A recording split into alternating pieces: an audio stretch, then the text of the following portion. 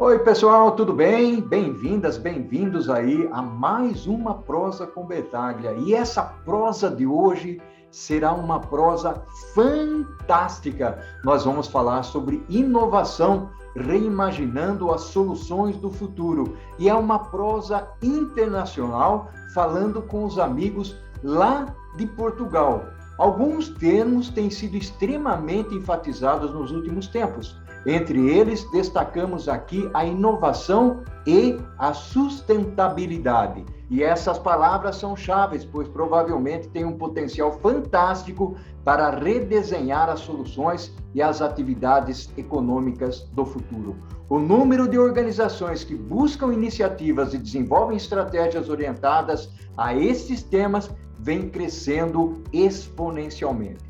A inovação, historicamente, sempre foi assunto no mundo profissional e também no acadêmico. Mas falar de cultura relacionada ao assunto se intensificou e as necessidades de uma mentalidade de inovação passam a permear as organizações. Por quê?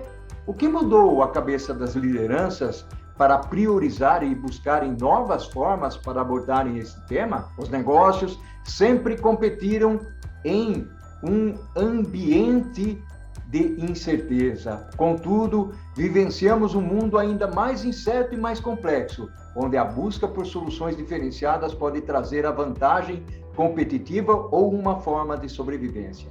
E é sobre a volatilidade, falta de previsibilidade, novos ritmos, circunstâncias inesperadas e, claro, mudanças num ecossistema sustentável, onde respiramos inovação, tecnologia e criatividade, que iremos falar aqui. Essa reflexão merece ser feita para moldar o futuro, e eu vou trazer aqui para nós prosearmos sobre este assunto fantástico a Isabel Ribeiro, o Henry Ascencio e o Paulo Soberano.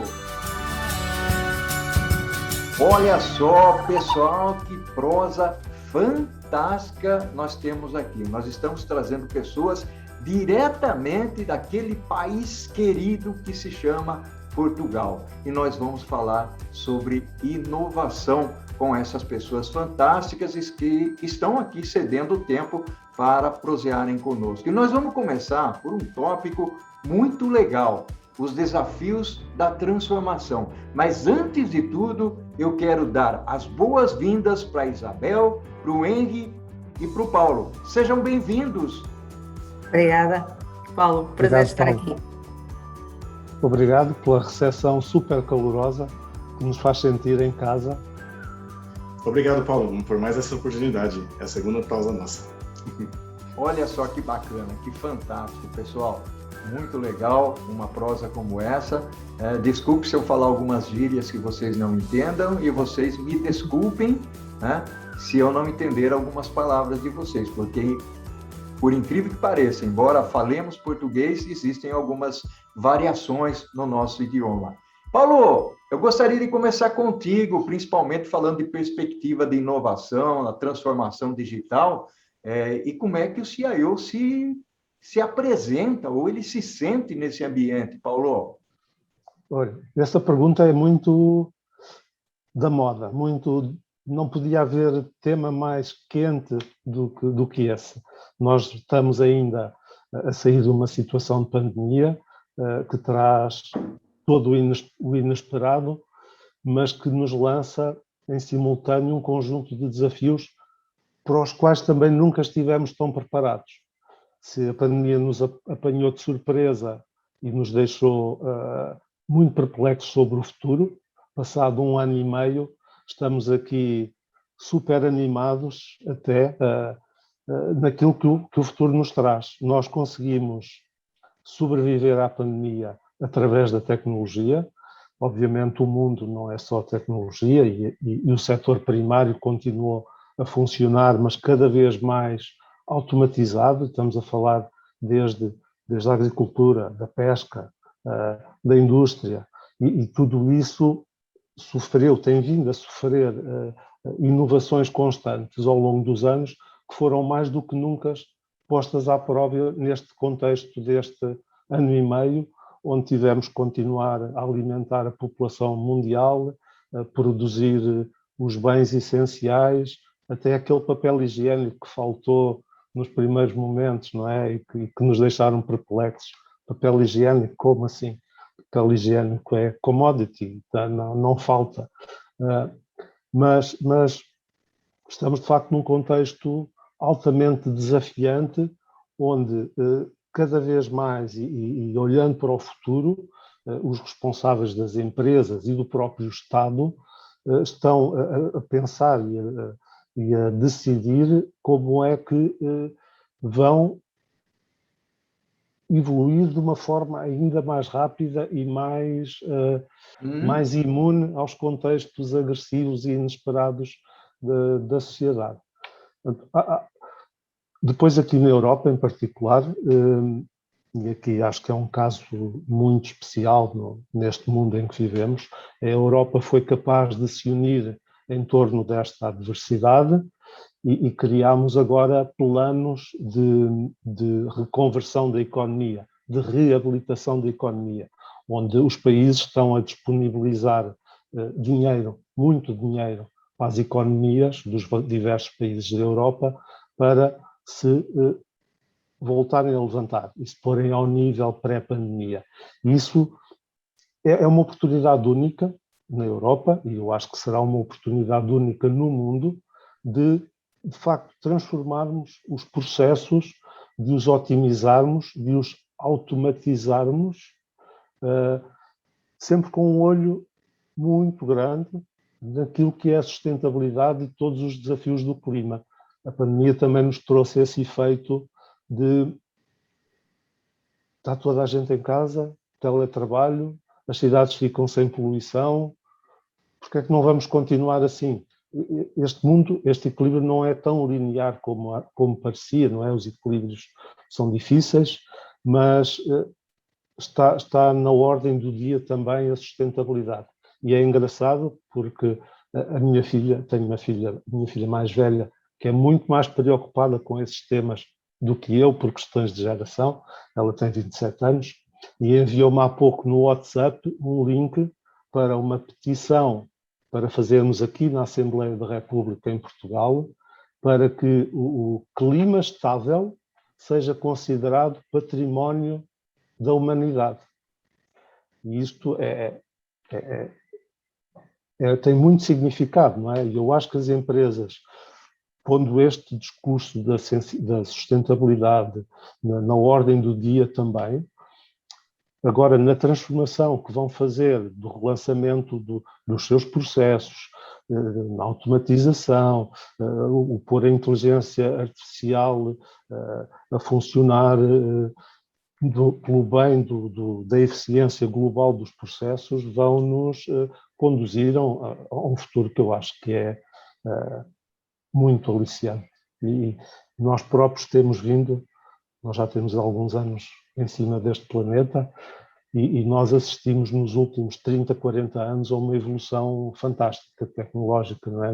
Era imaginável, quando eu era criança, estar aqui a falar para o Brasil, em direto com o mundo, sem sair do lugar e de facto, este caminho vai trazer desafios que são inimagináveis.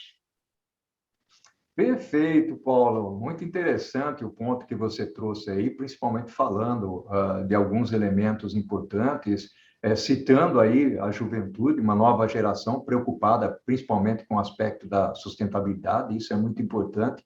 Então, hoje em dia nós temos, a gente sempre fala daqueles 4 pilares, né? A estratégia, processos, pessoas e tecnologia, e como esses pilares se conectam. E praticamente você deu uma passeada por todos eles aí de alguma maneira. Eu gostaria de orientar agora uma pergunta para a Isabel, principalmente no lado gente, no lado pessoas.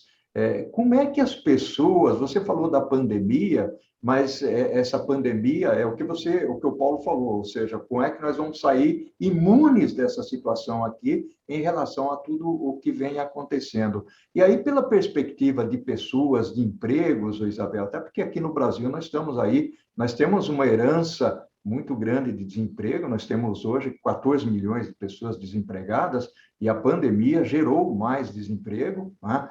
Então, eu queria ouvir de você qual a visão que você tem, ou a leitura que você tem em relação a pessoas acessando o mundo empresarial, vivendo dentro do mundo digital, né? E, ao mesmo tempo, enfrentando o burnout da pandemia, se é que se pode chamar dessa maneira. Ok.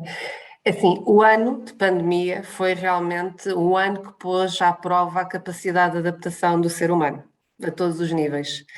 No que diz respeito aqui à experiência que tivemos na Inetam, estando nós no setor das tecnologias de informação, foi que realmente o facto de estarmos a respirar tecnologia todos os dias permitiu com que a adaptação de todos a trabalharem a partir de casa, algo não é que fosse impensável no passado, mas era algo que motivava sempre algumas dúvidas se ou não ter um impacto na produtividade das pessoas.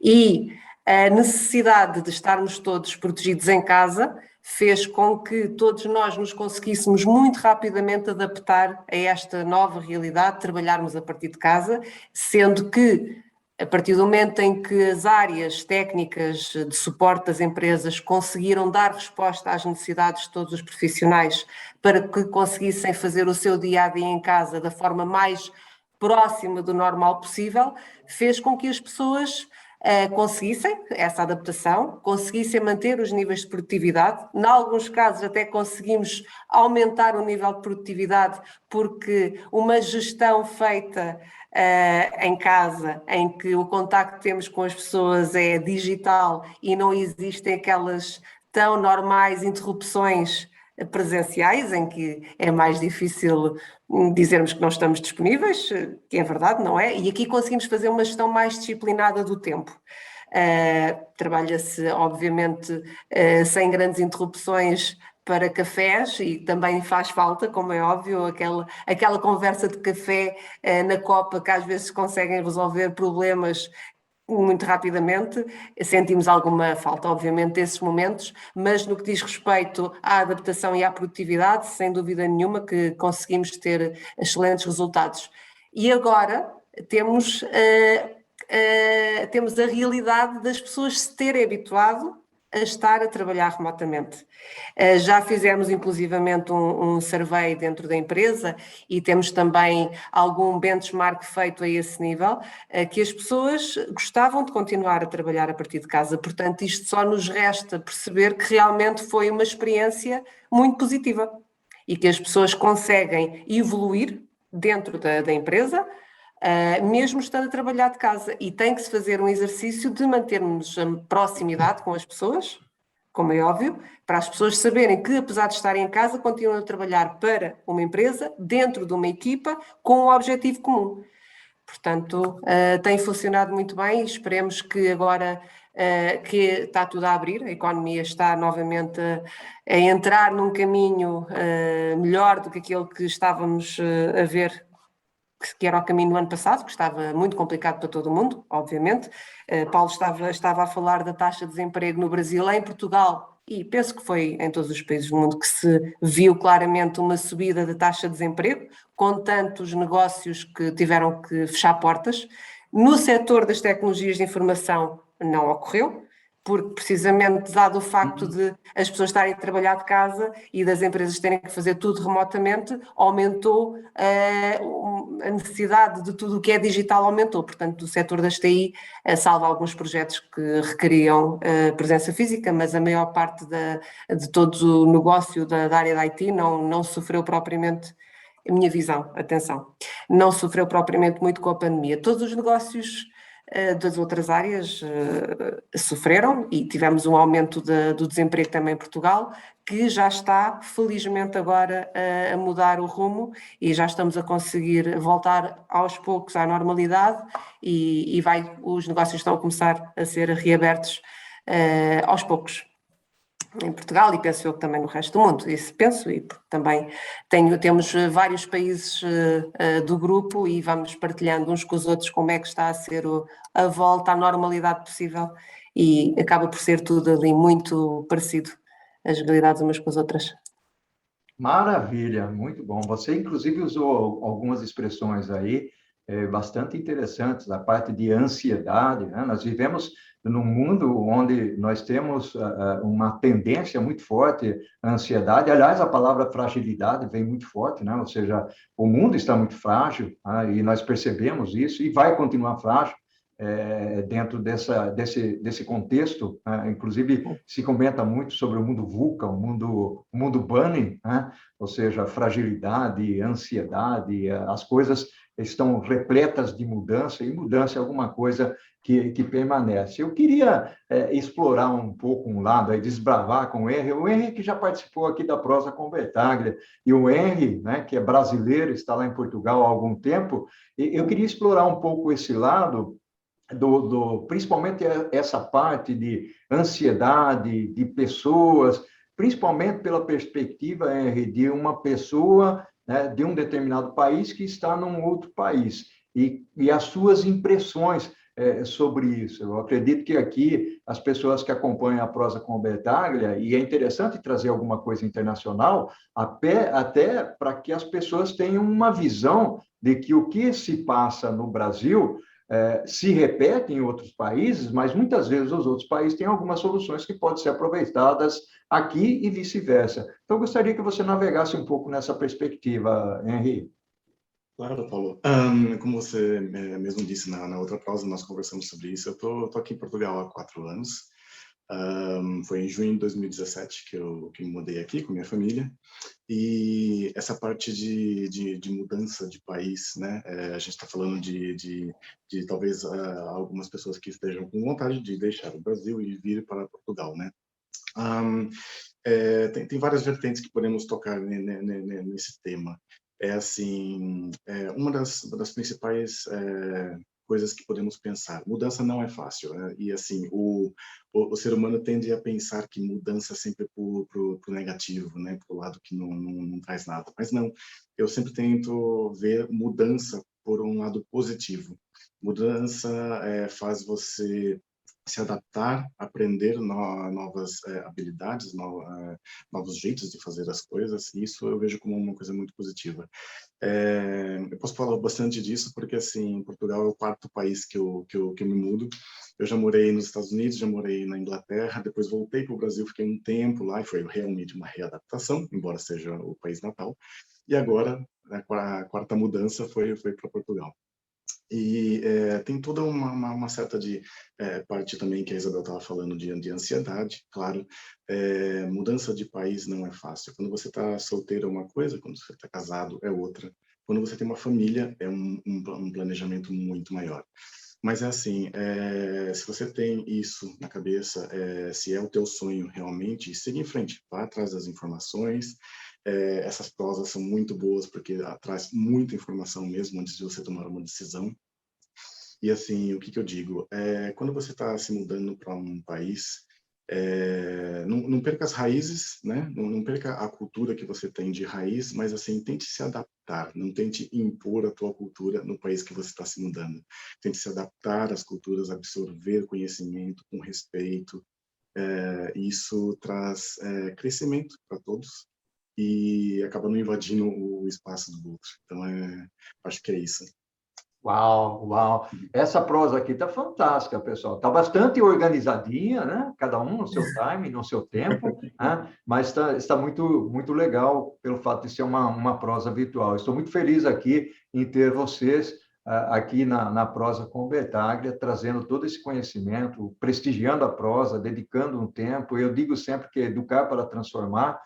Então, nós estamos vivendo aqui um momento caloroso entre Brasil e Portugal, bastante interessante. Paulo, eu gostaria de explorar um outro lado agora contigo, pelo lado da tecnologia. Nós falamos aqui de pessoas, de inovação, de estratégia, de mundo digital.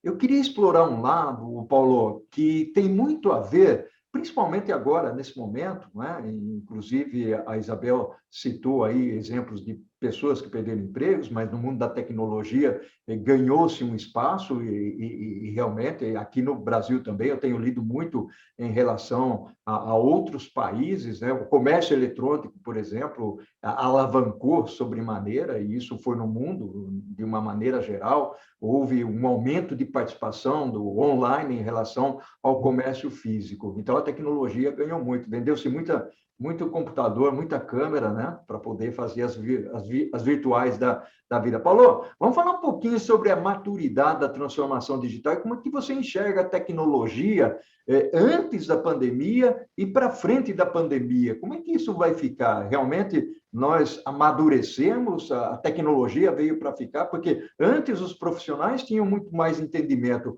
Hoje, o consumidor, né, ele tem mais acesso, parece que ele entende mais de tecnologia. Estou certo nesse raciocínio, Paulo? O que você acha? Certíssimo, certíssimo. Mas isso é uma história que se repete, não é? A tecnologia tende a evoluir e tende a facilitar os processos, a facilitar as interações. As pessoas vão se tornando autónomas no uso da tecnologia, que, por sua vez, vai evoluir com especialistas que vão precisar de saber muito sobre determinados temas antes deles se tornarem do domínio do grande público. E isso é assim desde a invenção da roda ou do motor a vapor. Portanto, há esse percurso comum, não é? E isso levanta aqui um desafio muito interessante, que é a adaptação da economia global, de uma forma global, e daquilo que são as profissões, ao futuro. Nós hoje observamos muitas profissões que vão certamente deixar de existir daqui a 5 anos, 10 anos, por conta da tecnologia, porque a tecnologia automatizou aquelas funções. Eu vou ao supermercado e já não uso a caixa manual, faço as compras com o meu telemóvel, com o meu celular, e uso um aplicativo para registrar as compras e sai numa caixa automática. Portanto, e há este tipo de profissões muito manuais que vão tender a desaparecer. E isto leva-nos a que haja aqui um exercício, uma reflexão global sobre o que fazer com estas pessoas. Por outro lado, a economia tornando-se digital e tornando mais fácil a programação, digamos assim, de dispositivos digitais, a entrada na tecnologia é mais simples e falamos em reconversão de pessoas que não eram engenheiros de informática ou de computadores, mas que têm papéis muito relevantes hoje em dia, ou começam a ter cada vez mais, na economia digital. Porquê? Porque têm capacidade matemática para fazer programação, para fazer uma função que normalmente não é falada, que é a análise funcional, e aí o que é importante é eu conhecer um negócio, e temos pessoas de outras profissões que dão bons analistas funcionais para poder desenhar como é que os sistemas devem ser desenvolvidos e implementados. Temos funções, por exemplo, na área da qualidade, na área de testes, onde também é preciso pessoas com um bom espírito analítico, uma boa capacidade de análise, de avaliação. Portanto, não têm que ser matemáticos, cientistas, engenheiros de software. Portanto, há muitas profissões novas no mundo das tecnologias de informação que vão ter um peso maior e que vão ser de mais fácil acesso, e isto até é positivo, haja vontade dos que não têm estas competências se reconverterem, e eu posso dar um exemplo também o Estado português está a financiar um programa de requalificação de desempregados de outras áreas para lhes dar competências nas áreas das tecnologias de informação, onde nós, Inetum, com outras empresas portuguesas, estamos incluídos.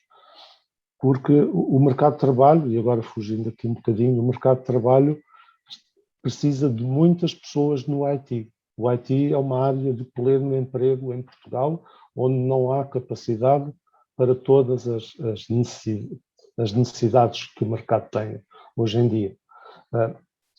Dentro do próprio IT, há funções que vão tender a desaparecer. Nós temos hoje em dia pessoas com qualificações mais baixas, que fazem tarefas muito automáticas, olham para um monitor e, quando aparece um alarme, fazem uma ação de interagir com uma determinada equipa. Tudo isto vai ser automatizado. Não há dúvida nisto, e estas pessoas vão ter que aumentar ou mudar das suas competências para poder continuar a ter emprego, que continuará a existir. Ok, Foló. Fantástico, maravilha. Você citou aí principalmente o aspecto de preparação das pessoas, ou seja, nós vivemos num mundo VUCA, como eu mencionei anteriormente, ou BANI, depois da pandemia, o pessoal mudou um pouco aí a nomenclatura, e as pessoas, de certa forma, estão ficando mais digitalizadas, né? Ou seja, a gente já vinha com uma tendência das mídias, das redes sociais, Facebook, LinkedIn, Instagram, o WhatsApp, né? Todo mundo hoje usa o WhatsApp, o e-mail, de certa forma, caindo em decadência, a gente percebe isso, e as pessoas ficando cada vez mais interessadas no mundo digital. E aí eu gostaria de conversar um pouquinho com a Isabel sobre essa parte de atração e retenção de talentos, principalmente em ambientes de tecnologia. Porque o ambiente de tecnologia, Isabel, acho que você concorda comigo, ele muda muito rapidamente. As tecnologias surgem a todo momento, ou seja, um celular, né, um computador fica rapidamente obsoleto e as pessoas precisam continuar estudando, né? É aquela história da aprendizagem contínua. E é exatamente nessa seara da aprendizagem contínua que eu gostaria de conversar um pouco contigo, de prosear contigo, que você desse algumas orientações no sentido do que é essa educação contínua e como as pessoas se mantêm atualizadas, Isabel. Ok, é assim, sem dúvida nenhuma que a formação e a manutenção da atualização das competências das pessoas é fundamental para que os projetos funcionem bem e para que as pessoas continuem motivadas a estar onde estão. Neste caso, falando sobre a Inetam, e vou falar sobre os processos da Inetam para também dar aqui algumas sugestões, é realmente a constante identificação das necessidades de formação das pessoas e, com isto, mantê-las atualizadas de forma a que não haja nenhuma falha ao nível das competências que estão neste momento na casa e aquelas que serão a tendência de futuro. Para isso, o que é que acontece? As pessoas que fazem a gestão dos profissionais têm que ter uma proximidade muito forte, de forma a perceber quais é que são os pontos em que a formação tem que entrar em ação, seja para uma atualização de algum software que já existe, seja para as tendências tecnológicas do futuro, e inclusivamente estamos a começar a fazer um levantamento daquilo que serão as tendências futuras de tecnologia, para começarmos a preparar pessoas para projetos que ainda não existem atualmente, mas que sabemos que vão existir num futuro próximo. Isto será um projeto a nível global do grupo. As pessoas têm que sentir que estão a ser acompanhadas e que estão a evoluir ao nível das competências, porque senão rapidamente saem. E relacionando aqui com a questão da retenção, as pessoas têm que estar em projetos aliciantes. Para estarem em projetos aliciantes têm que ser projetos atuais, inovadores. Se são projetos atuais e inovadores, têm que manter as suas competências atualizadas e para isso têm que se preparar. E preparam-se e contam com a empresa para que os ajudem a se manterem atualizados e para se prepararem para agarrarem novos desafios, ou inclusivamente para conseguirem manter a sua intervenção nos projetos onde já estão atualmente inseridos.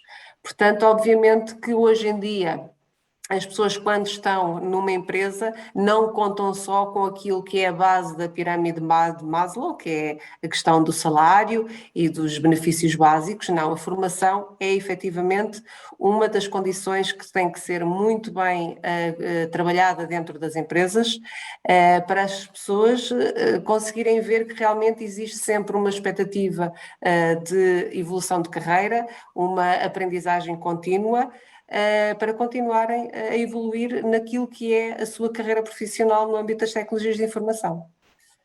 Portanto, Fantástico. Muito bom, Isabel. Eu queria seguir aqui ainda com uma outra questãozinha para o Henry.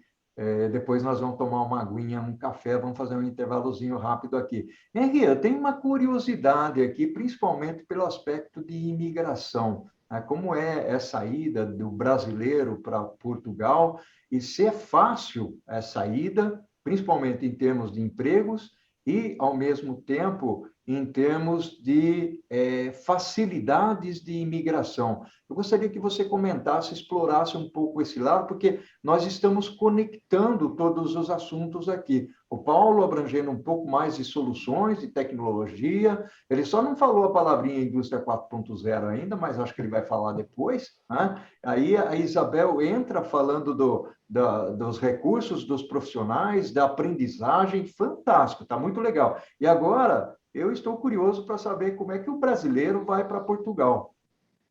Perfeito, Paulo. Existem vários tipos de visto, tá? Falando especificamente sobre vistos para que servem para o trabalho aqui.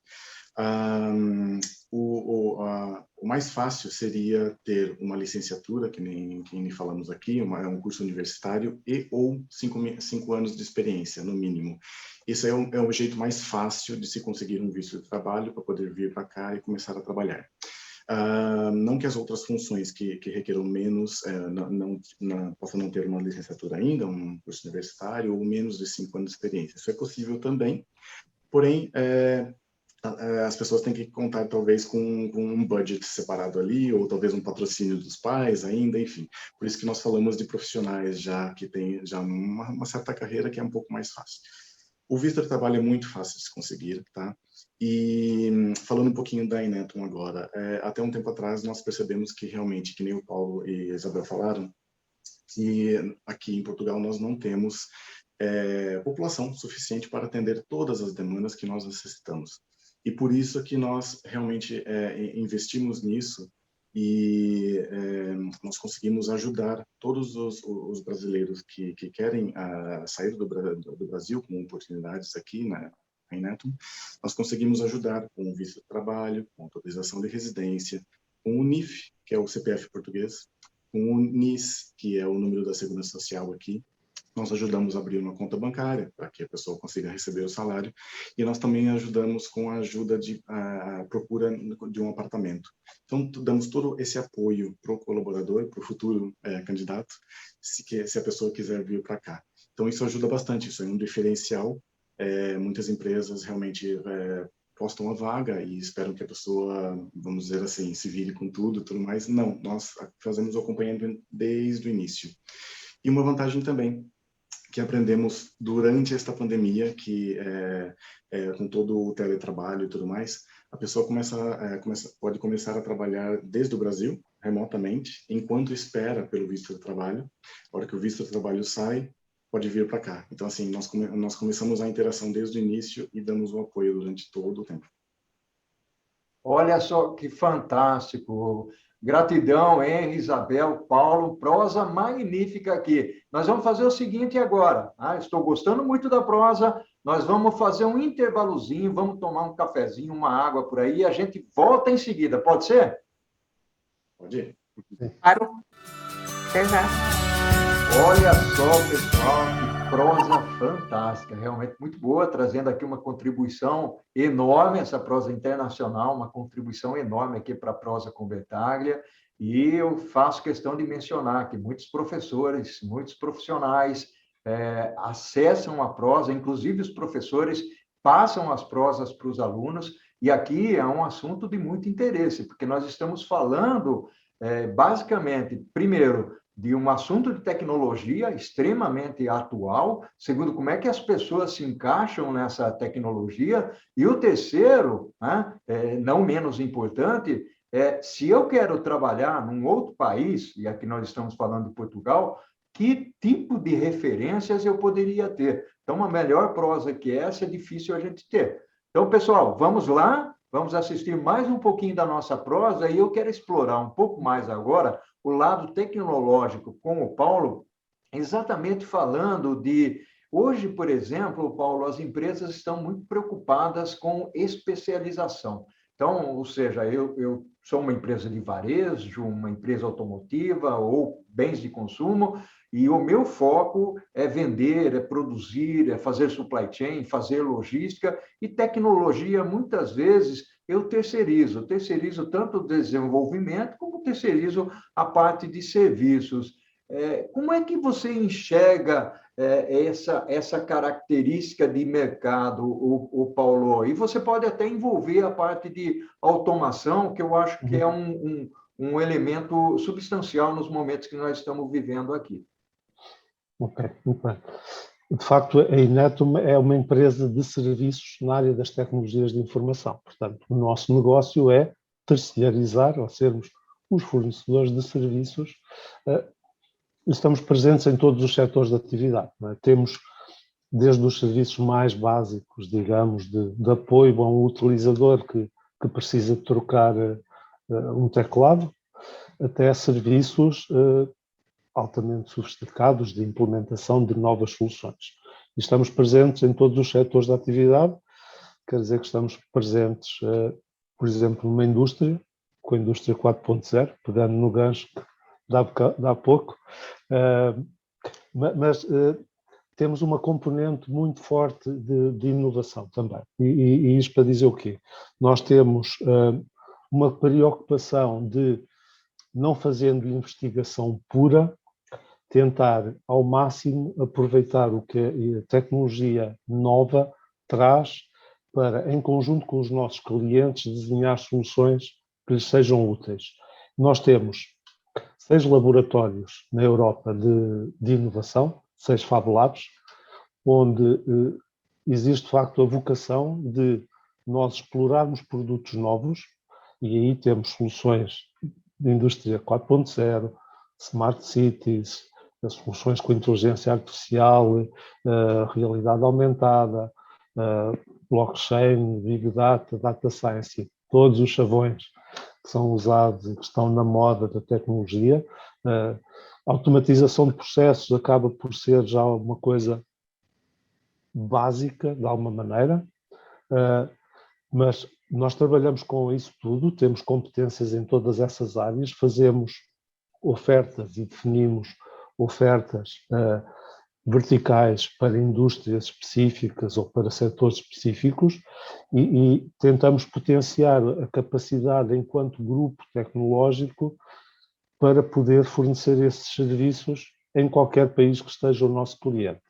Portanto, nós podemos em Portugal trazer colegas espanhóis, franceses, que são especialistas numa tecnologia muito concreta e vêm-nos cá ajudar a fazer esse projeto e a montar esse serviço. E nestes Fab Labs, que são de facto laboratórios de inovação, aquilo que nós fazemos é, para além de pensar as soluções, olhando para a realidade do mundo, convidamos clientes a passar dias connosco para resolver soluções concretas. E isto acontece para os mais diversos setores. Temos exemplos na indústria automóvel, temos exemplos na área das cidades, temos exemplos na área das telecomunicações ou da área da banca. E isto, de alguma maneira, está presente, e nós, voltando um bocadinho àquilo que a Isabel dizia sobre a formação das pessoas, nós tentamos ter, para além dos nossos líderes tecnológicos, tentamos que eles depois disseminem esse conhecimento pelas pessoas das várias equipas para sermos o mais efetivo possíveis nos projetos que fazemos nos nossos clientes, que são dos mais diversos, de facto. Nós, só por complementar aqui um bocadinho, esta empresa, a Inetum Tech, à qual nós pertencemos, somos 850 em Portugal, portanto temos uma diversidade grande de serviços, é uma dimensão razoável para o mercado português e a Inetum em Portugal são 2.500 colaboradores, portanto, para a dimensão portuguesa, comparando com o Brasil, se calhar os números não têm a mesma proporção, mas a dimensão portuguesa é uma empresa, de facto, muito relevante. E esta presença no mercado das empresas tecnológicas faz-se, para quem está no mercado há tantos anos como nós, faz-se em parceria com os nossos clientes e a encontrar sempre soluções do futuro com eles. Ou seja, olhamos para o futuro lado a lado e definimos os caminhos tecnológicos e de serviços que vão ao encontro dessa ambição dos nossos clientes. E temos, por exemplo, clientes muito relevantes na administração pública nacional, onde nós temos, por exemplo, nós fizemos o portal de serviços por excelência da administração pública portuguesa, que é o portal que tem como ambição ser um portal agregador de todos os serviços eletrónicos para o cidadão português. Eu quero tirar o número de contribuinte ou o cartão de cidadão e uso esse portal.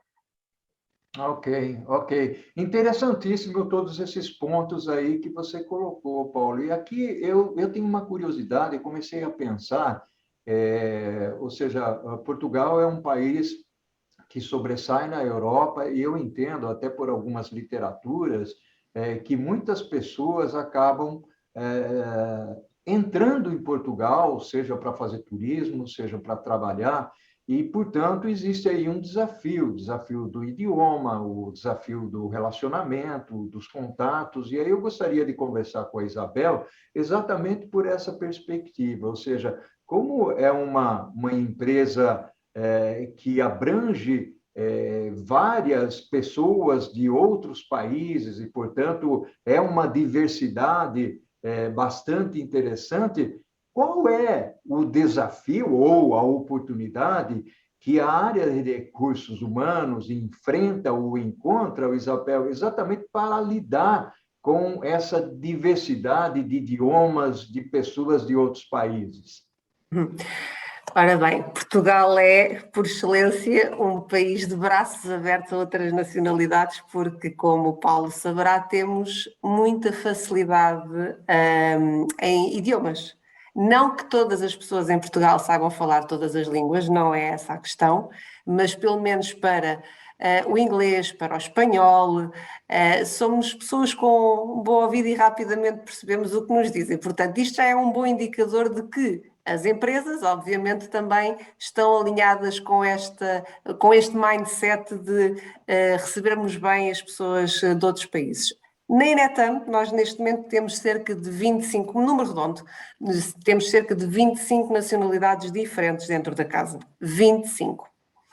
Temos muitas nacionalidades diferentes, algumas delas com idiomas que, por mais que nós quiséssemos, naturalmente que não vamos conseguir falar russo nem ucrânio de um momento para o outro, não é? Nem ucraniano de um momento para o outro, mas o inglês atualmente na empresa não está 100% a par com o português, mas é o idioma que nós usamos no dia-a-dia. Para dar aqui um exemplo, obviamente que as pessoas que estão de outros países do Brasil não há questão, não há relativamente questão rigorosamente nenhuma. Todos os outros países que não entendem o português, todas as comunicações que fazemos são sempre com o inglês em conjunto com o português. Comunicamos em português e logo a seguir comunicamos exatamente o mesmo em inglês.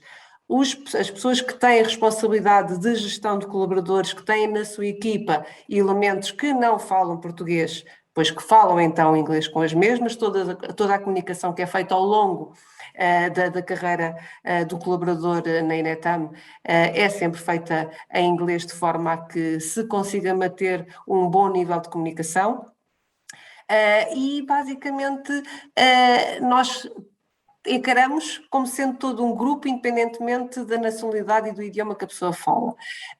Fizemos no passado, penso que foi pouco tempo antes da pandemia, fizemos algumas iniciativas, inclusivamente destinadas a colaboradores de outras nacionalidades, para percebermos como é que conseguimos criar mais iniciativas de forma a que eles se sintam mais intrusados na empresa, porque é normal que, principalmente nos primeiros tempos, é uma realidade totalmente nova do país, é uma realidade totalmente nova de conviver com pessoas de outra nacionalidade, e, inclusivamente, as políticas poderão ser diferentes da experiência passada do colaborador. E criámos algumas iniciativas para percebermos como é que iríamos conseguir facilitar e fazer e proporcionar uma experiência mais feliz ainda na sua entrada na Inetam. E conseguimos avançar com algumas iniciativas. O Henri esteve comigo nessas iniciativas, como também sendo ele um excelente exemplo de uma entrada bem-sucedida em Portugal e neste caso na Inetam. E pronto, basicamente é isto. Tentamos ao máximo fazer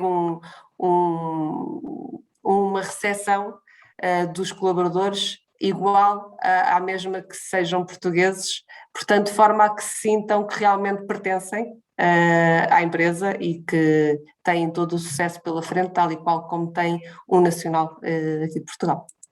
Uau, que bacana, muito interessante aí, Isabel, o que você falou, né? Eu queria explorar um lado com o Henri agora, quando nós estamos falando de inovação, estamos falando de perspectiva de pessoas. Hoje se fala muito em soft skills, em inteligência emocional, empatia, feedback, comunicação, criatividade. Quer dizer, tem uma série de elementos que são importantes, inclusive, para fazer carreira, né? Ou seja, para ascender na carreira, para seguir caminhos diferentes, idioma, inclusive, que é o que a Isabel acabou falando agora nesse momento. A comunicação é em inglês. O que eu gostaria de ouvir do Henri é exatamente por essa perspectiva, ou seja, como é que as pessoas se preparam, isso não necessariamente em Portugal, isso é ao redor do mundo, né? Com relação a assumir posições de liderança, ou não, ou ser um colaborador individual, mas como estar preparado nesse ambiente digital que nós estamos vivendo hoje? Uhum. Então, Paulo, a tecnologia tem os prós e os contras, né? Mas, assim, eu sempre tento ver o lado positivo da coisa. Então, assim, com essa pandemia, nós estamos a utilizar cada vez mais a tecnologia de teletrabalho e as câmeras e tudo mais. Então, assim, nós tivemos que nos adaptar, né? Ao próprio contexto de estar a trabalhar em casa com a família, às vezes as crianças de férias junto e o respeito do espaço e tudo mais. Mas assim, eu acho que só crescemos com tudo isso, né? E agora falando um pouquinho de soft skills, eu faço parte da equipe de gestão de talentos, né? Atração e retenção de talentos na Inetam. E junto com a minha colega Vera Conceição, nós trabalhamos essa parte também. Como a Isabel falou, nós temos formação dentro da empresa e às vezes nós temos alguns cursos também que abrangem essa parte de soft skills, né? Nós damos formação para os nossos gestores, para que eles possam também acompanhar a pessoa desde o início, desde o primeiro dia de trabalho, nós damos aquela atenção especial. O gestor faz esse acompanhamento, está lá no primeiro dia. Às vezes, escolhe uma pessoa da equipe para fazer um par, né? Como se fosse um buddy com a pessoa para acompanhar nas primeiras semanas, para a pessoa se sentir em casa e tudo mais. Fazer essa adaptação à nova empresa, à nova realidade de maneira bem fácil. E nós fazemos esse acompanhamento, sejam com portugueses ou sejam com os nossos talentos internacionais. A gente tenta dar essa atenção especial para todos. Que bacana, Henri, muito legal aí a sua ponderação, a sua colocação. Afinal de contas, nós estamos falando de inovação, estamos falando de soluções tecnológicas, estamos falando de futuro e como é que essas pessoas elas se preparam para esse futuro dentro dessa perspectiva. Então, o que nós estamos trazendo é um pouco do contexto da tecnologia, como essa tecnologia afeta o futuro. O Paulo tem trazido isso, permeando a parte de gestão de pessoas, que é o que a Isabel comentou. Aliás, eu gostaria, Isabel, de explorar, vamos dar o foco agora para não ficar aquela rodinha, eu gostaria de explorar um pouco contigo, Isabel, o aspecto da gestão da mudança, ou seja, como é, porque as pessoas vivenciam isso, né? Quando nós falamos de soft skills, como é que as pessoas, elas se treinam ou são treinadas, ou são orientadas exatamente pelo aspecto de que o mundo está mudando, logicamente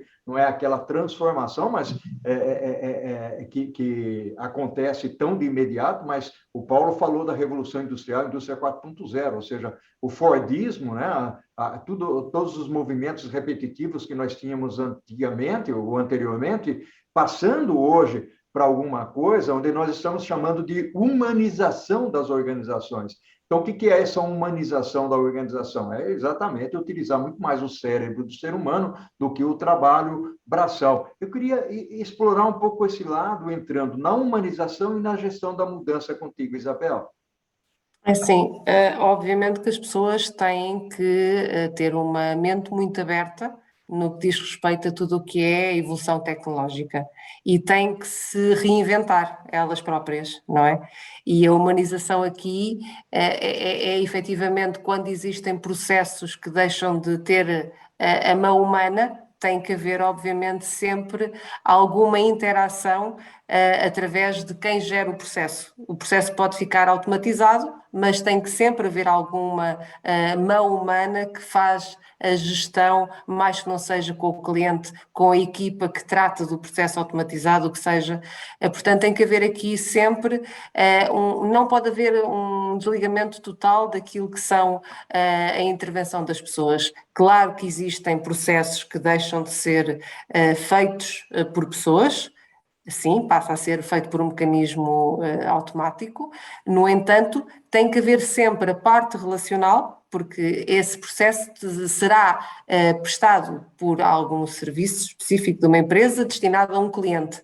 E a relação entre esses dois eixos tem que ser sempre da responsabilidade de alguém, não é? E aqui, obviamente, que tem que haver uma sensibilidade, quer de quem trata dessa relação como quem é interveniente no final, de perceber que a vertente humana não deixa simplesmente existir só porque houve a evolução tecnológica. Portanto, tem que ser criado um novo processo, provavelmente, onde aí vai requerer a nossa intervenção, até que o mesmo seja no futuro automatizado também. Portanto, acaba tudo por ser um bocadinho um ciclo daquilo que era antigamente feito pelo homem, que agora já é automatizado, aquilo que está atualmente a ser feito pelo homem e que está a ser estudado para passar a ser automatizado, e aqueles processos que ainda vão ser da responsabilidade do ser humano e que depois sim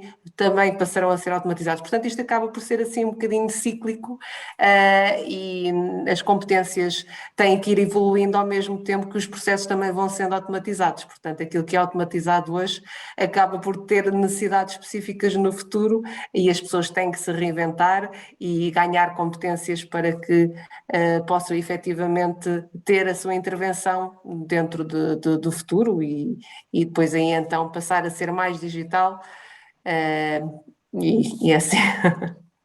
Maravilha, muito bom, Isabel. E, aliás, quando você foi falando, eu fui lembrando aqui de um livro que eu terminei de ler pela segunda vez, né, que é o Homo Sapiens, um livro muito bom, que, inclusive, ele coloca essa perspectiva que nós falamos aqui, desde o homem nômade, sedentário, porque evoluiu, porque se concentra nas grandes cidades e tudo mais. E aí eu queria ouvir do Paulo o seguinte, Paulo, nós estamos falando aqui, nós tocamos no assunto da vantagem competitiva. Eu queria que você colocasse um viés, um lado interessante com relação à tecnologia para a vantagem competitiva, principalmente porque a empresa na qual vocês trabalham, a Inetum, é uma empresa que presta serviços para as outras organizações que buscam a especialização e, ao mesmo tempo, a vantagem competitiva. Uhum. Certo, eu já respondo, queria só fazer aqui um pequeno passo atrás para pegar na gestão da mudança que a Isabel estava a falar, porque aquilo é precisamente uma das nossas ofertas, que é uma oferta não tecnológica. Nós, quando vamos a um cliente que quer desmaterializar um processo, quer acabar com o papel, para além do processo tecnológico, de implementar um sistema de gestão documental, o workflow de aprovações, tudo isso é tecnológico, tem a componente da gestão da mudança, não só do ponto de vista da comunicação, mas das pessoas. O que é que aquelas pessoas que faziam aquela função vão fazer no dia depois do projeto estar no ar, não é? E isto tem que ser abordado também quando se vai a um cliente falar de um projeto, tem que estar incluído nas iniciativas de gestão de mudança. Aquelas pessoas têm que ser formadas noutras coisas, terão outras valências. E isto são as vantagens também competitivas que do ponto de vista da organização que é cliente e que pretende fazer um processo de otimização, portanto, e quando falamos de tecnologia, falamos muito de otimizações, de automatizações. Queremos que os processos sejam o mais magros, não é? Sejam lean. E eu vi uma prosa sua aqui há um tempo sobre Kaizen, que é um parceiro nosso também aqui em Portugal. Portanto, nós olhamos para o cliente, seja a logística de uma loja, ou seja um processo de papel arcaico que ainda é usado de gestão de correspondência em papel. Portanto, nós usamos, vamos olhar para o processo, vamos otimizá-lo do ponto de vista de fluxos, vamos torná-lo o mais eficiente possível, e isto é um processo de consultoria pura e dura. Depois vamos escolher dentro do nosso portfólio de soluções a tecnologia mais adequada, ou que achamos mais adequada, e fazemos essa discussão do ponto de vista com o cliente, não é? Do ponto de vista do retorno do investimento, dos custos de manutenção, se é software próprio, se é um software licenciado, todo este curso é open source. Portanto, tudo isso é avaliado, mas o objetivo final do cliente será melhorar o seu processo de fabrico, melhorar os seus processos internos, tornar-se mais eficiente, reduzir os custos para poder ser mais competitivo, para poder ter produtos melhores, mais baratos e com melhor margem. Nós não podemos esquecer que também estamos no mercado global. Os chineses põem aqui coisas mais baratas do que aquilo que conseguimos produzir em Portugal. E isto temos que criar diferenciadores. Eu acho que os diferenciadores serão muito pela qualidade. Quando vemos a Apple não utiliza os mesmos semicondutores que a marca branca, a marca sem marca, que faz o mesmo, não é? Portanto, há aqui todo um processo de gestão de qualidade também, que é muito relevante e que faz com que essa competitividade, e no mercado como o português ou o europeu, onde não é pelos custos que conseguimos ser competitivos, tem que ser pela qualidade, pela diferenciação, pelo fazer melhor, por apelar também a valores, à inteligência emocional dos consumidores, dos clientes, fazer esta conexão também, não é, da marca com o cliente, e nós temos muito que eu acho que o Brasil também terá, não é? Estas campanhas de consumo a produtos nacionais, não é? Que o Brasil tem seguramente, que eu lembro-me de ter assistido a isso. Portanto, há esta proteção, de alguma maneira, que não deixa de ser uma defesa da competitividade, mas aqui a um nível um pouco mais macro, porque estamos a falar de uma Europa, não estamos a falar só de um país, não é?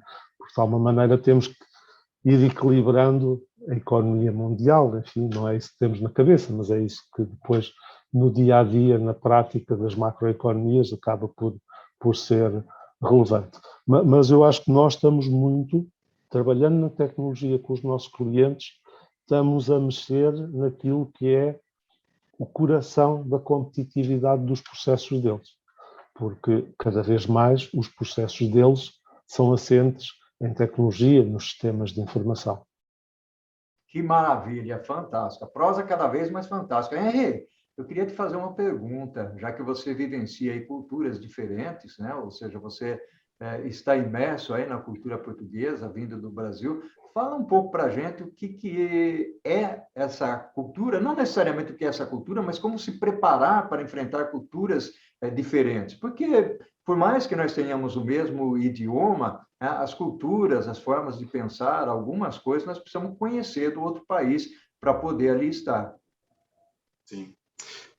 E brincadeiras à parte, tem que ter cuidado com o que eu falo aqui, porque temos 2 colegas portugueses na call, mas brincadeiras à parte.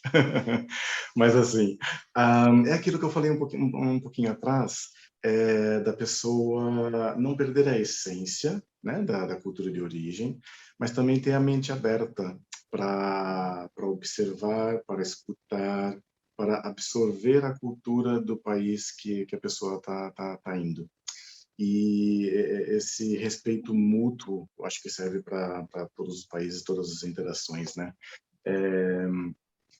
Assim, a nossa cultura é muito parecida mesmo. A língua é a mesma, um sotaque diferente.